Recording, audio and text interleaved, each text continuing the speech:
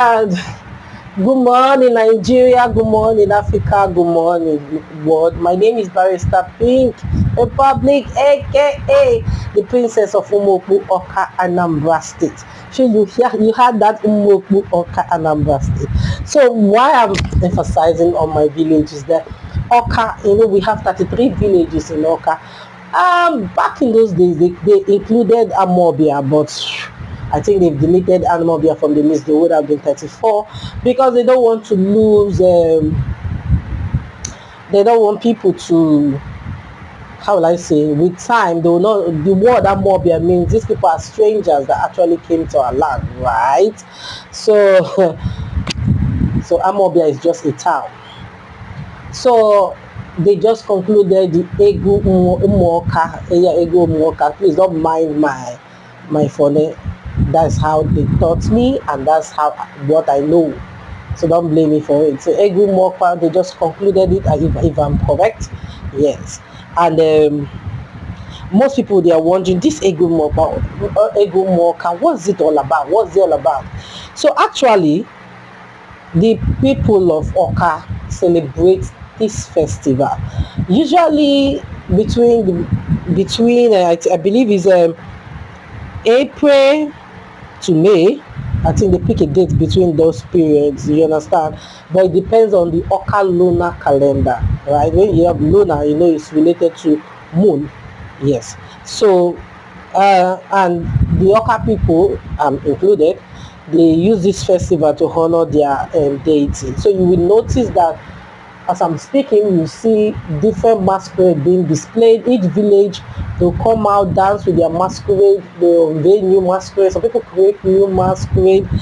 And also it's very, very, very important to, and people will eat, and there will be a cane, there's even a cane beating ceremony attached to it too. And I even had the police command in Anambra State commended Ndoka, for it being peaceful. It's not as bad as maybe it was in the past.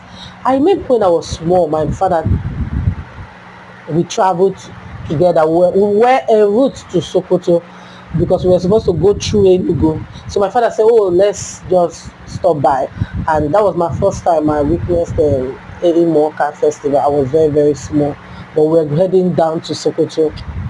So yeah, I'm more like in the northern side and in the southwest. So the eastern culture, I just learn it from here and there, but originally from Oka, Anambra State. It's a very lovely culture. There's a lot of history attached to it. And I want to read one excerpt from Otugo Oka TV. Yes, so he covered the event too. So he said, Egwu Imoka is just a festival. It is a sacred rite of passing, a time when the people will connect with their ancestral spirits and offer prayers for protection, fertility, prosperity, and peace. Traditional priests and custodians of the Imoka deity led rituals and prayers invoking the blessings of the land and the guiding spirit of Oka forbearers. So he said these spiritual acts serve not only as a call for divine intervention, but as a reminder of the sacred bond between the living and the ancestral realm. The community's collective belief and reference for their roots were palpable, bringing a deeper meaning to the dances, songs, and performance.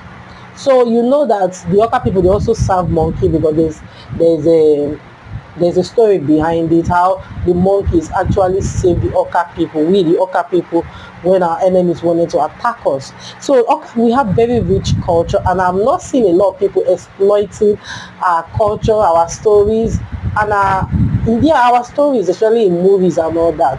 I think people are missing out on all that. And I want to thank every other person that covered the festival. It's a very beautiful and very colorful festival. A lot of masquerade will be coming out for the events. Just imagine where educated people actually design some masquerades, So there's another one. Somebody said the Egwu Imoka festival, they designed this particular masquerade from Umudioka. So they said that masquerade is being designed. They call the masquerade Dioka, na Dioka masquerade, right? So this particular masquerade, this particular Dioka masquerade is being designed and invented by they say a certified surveyor, Mr. Vin Umwabweze, a native of Umudioka village, Oka, Anambra State. So I would have loved to see more from other people. The way I like the way this person detailed information attached to the masquerade. I would have loved to see every other masquerade being said to be like designers being designed by like a fashion parade. So I would have loved other people to write who designed the masquerade and what the masquerade stand for. So congratulations to every Oka indigene. It was a rich display. I watched videos and I watched pictures, and I pray God will answer our prayers in Jesus' name. Amen. So I want to quickly move over. Yes, I want to quickly move over to somebody I had a discussion with somebody yesterday. I just want to put it out there. I don't know who is listening, I don't know who is watching, but I believe this message might get to that person. Number one, I want to say that this person complained that he has graduated long ago and they gave him a transcript, right? And when he wanted to collect his certificate, after like 15 or 20 years after, they are telling him that his file is empty. For them to give you a clearance slip, a clearance that you use in applying for jobs, maybe after 4 or 5 years they give you a certificate. Is that not enough for them to know that they've cleared you out of the school just for you to collect your certificate? And if the file is empty, how is it the student's business? It might be just one person might just go through a file, mistakenly just tip it over, and everything will just go off. So what I want to beg the school and our university, we lawyers were opportune because it was a demand, as in law school demanded that we must come with our certificate. So immediately I graduated, I collected my transfer, I collected my certificate. I want to plead to school to stop extending this transcript. I don't know why they want to give you till after 4 years. I still don't understand that. If they can give some special people their certificate immediately, what's there for you to give them immediately? And when they come and demand for it, I don't know. Can you help them out and stop? But this person complained to me. The person is based outside the country, and the person went to a school in the east. So I want to beg every other university, please don't hold on to people's certificates. You don't know how important it is to them. They work so hard, they served you in that school, they studied and they were obedient in their school, they are very good in that school. So I don't even know what is happening at this point. I felt for the person. I have no power of my own, but I just pray that this video will get to anybody that believes that can create a bill or let them pass it that everybody should be issued their certificate at the point of graduation, not waiting till 4 years, they give you transcript and later on you come for your certificate. I don't think that is fair. So, and like I said, it's just a story in passing, but I want to measure it here. Let me quickly move over. You know, Nigeria, we too like false tales. I say we like false tales a lot. Yes, we like false tales a lot. So the Lagos State government has come out to say they are not the one that created that tenancy law. I call it fake tenancy law that's been going around. So they put out a press release, so I have to read it so that people will understand it, because sometimes when you just say it in passing, they might not really grab. So tenancy law, Lagos disowned false publication. The Lagos State government has disowned the false online publication alleging an update to the tenancy law, describing it as an untrue and fabricated. A statement signed by the special advisor to the Lagos State Governor on Housing, Barakat Odunaga Bakere, that is the lady that you saw here, described the viral online publication as false and a figment of imagination of fraudulent individuals who are out to scam unsuspecting members of the public. However, the attention of the Lagos State government has been drawn to a fabricated online publication stating that the Lagos State Tenancy has been updated to better protect the tenants and regulate the landlord practices. For the abundance of doubt, the Lagos State government wishes to state unequivocally that the said publication did not emanate from the Lagos State Real Estate Regulatory Authority, that is LASRERA. The Lagos State government is hereby informing members of the public, particularly Lagosians, that the Tenancy Law of 2015 is still subsisting. However, the bill for a new tenancy law is under due consideration at the Lagos State House of Assembly and yet to be passed. Remember, yet to be passed into law. She added, declaring that members of the general public will be adequately informed when the tenancy bill is passed into law. Odunoga Bakre also revealed that the Ministry of Housing is currently engaging stakeholders, including practitioners, the Nigerian Bar Association, CDC, CDA, and Royal Fathers across the 5 Ibile divisions.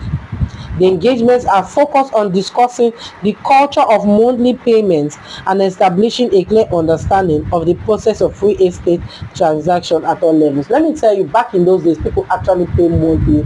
But because they noticed that if they are paying monthly, mainly a salary, land, rent, and their salary, the rent keep piling up. So people prefer yearly. So it will be easy for them to save up and pay at the end of the year. So it's not that landlords once upon a time in this Lagos, they were not collecting monthly. They were collecting monthly, but it is the tenants. Even some tenants will prefer to pay 2 years so that it will be off from their head and up from their mind. But well, like I said, they said the one that is circulating, that is a figment of our imagination.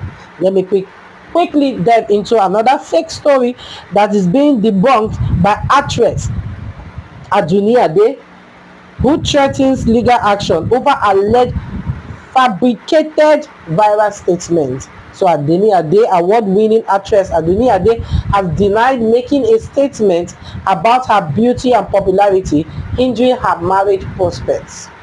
A viral social media post attributed a quote to her, stating she regretted not being married despite her good looks and popularity. However, Adunni quickly responded, calling the quote fabricated and demanding the post be removed within 24 hours to avoid legal action. In a statement on X, Adunni expressed frustration over the misuse of her name for generating engagement and emphasized that the quote was not from any verified interview or publication. I kindly request, I'm quoting her, that you take down this post within 24 hours to prevent further action involving my legal team. I do not appreciate the fact that you are using my name to peddle false news and articles with no verifiable source just to generate engagement, she wrote. She added on Instagram, trouble sleeping yanga go wake am. Wetin you dey find na palava you dey find. Na palava you go see. And also referenced her last media interview in September 2024 for the movie Tokumbo and urged the outlet to refrain from using her name for social media engagement. Who is this person that will sit down and start forging story? Hey, some people, this is what they say, people lying with confidence. You lie with confidence. Hey. So people, they want to drag you and lie with confidence, but God will not allow them. So there's somebody that was even posted, I was saying that anytime I try to click your blog, anytime I try to watch your videos that you post, let me tell you what people don't understand. Anybody can say any rubbish, but they cannot put you down. Check your internet. If you are not using a good internet, you cannot download people's blogs, you cannot download people's videos that they share. That is all I have for you, dear Bad Belle people. So I want to introduce you people to 2 movies that I watch. It's even series, right? One is She, the People. I really love this movie. It is produced by Tyler Perry. This movie, She, the People, I really enjoy watching it. It's a must watch. I always tell people you can watch it on Netflix. I tell people this movie, She, the People, is a comedy that we need right now. And I want to beg the Black Americans. People usually speak that way, you speak on top each other. You know, in Africa, in the core Africa, we speak and we allow our elders to speak. We don't put words in our elder mouth. I wasn't like, they should just hold that lady. She's always speaking in her cousin's mouth. The cousin who is the people is Antoinette in the series, and she ran for I think is for deputy governor or something like that, lieutenant governor. I think that position is like a deputy governor, and she was not allowed. It's like they were not giving her a chance to. They were just making her like a figurehead. They write a speech for her, and she was trying to penetrate. Like, what is going on? I can't just be like a figurehead here. I need to do a lot of things. In short, there's a time they even wrote a letter from her office without without them informing her, without her notice, and they even signed. So she got angry. She had to bring in black legal team, right? And they are trying to look into when they found out that the governor actually collapsed. So in August, season 2 will come outside and we'll know what happened to the governor. Did she turn out to be the governor? So let's see and watch. But this movie is a very interesting one. It's a must see. You're not looking for something that will make you laugh, make you happy, and just make you just go mental. You have to watch She the People. That is an American movie. So quickly, I want to utilize time. Let's get into a Korean movie called, is a series. It's called Dear Hongrang. So Dear Hongrang is one movie I would like you people to watch. You see how people use people downtime. I would say when somebody is down to penetrate you. So this lady they call, I think, Jali. What's that her name in the movie? I think Jali. I think that's the name of the lady in the movie. So she lost her brother, Horang, right? And Horang died without them knowing when he was very small, and somebody threw him into a well, right? So they had to drain that well to get him. But before then, there was a guy that penetrated them and was using the brother's skin. He even passed all the tests that they would say this is her brother, right? And she fell in love with the guy after a while when she found out that was not the guy. But she had a step brother that was also interested in the lady. I don't want to give you enough spoiler. You have to go to Netflix. You watch Dear Hongrang. It's a Korean movie. Dear Hongrang. I hope this movie is going to win an award, because it's like, you know, when you're reading a novel and watching a movie. That was how I felt when I watched Dear Hongrang. So right about now, there's a lot going on in Nigeria. But these are the ones I believe I can pick for now. Remember the crazy person that was driving into the Liverpool crowd? I don't even know what the person was thinking when the person was driving into people in Liverpool. That was not okay, and that was bad. So in this pilgrim, a pilgrim that went to Hajj. The guy is from Imo State. What was that his name again? Alhaji Saleh Lokpata is the chairman of Cattle Market Association in Imo and Abia State. He died when they traveled to Hajj. And not only did he die, another lady from Nigeria too also gave birth to a bouncy baby. She gave birth to a bouncy baby girl in Medina. So may God accept Alhaji Saleh Okpanta, the chairman of Cattle Market Association in Imo and Abia, and also congratulate the lady that gave birth to a bouncy baby girl in Medina. So that is all I have now. Before I go, I want you people, don't forget to shop with us at Anthony Supermarket, 87B Olani Street, New Okoba, Lagos. So that is all I have for you for now.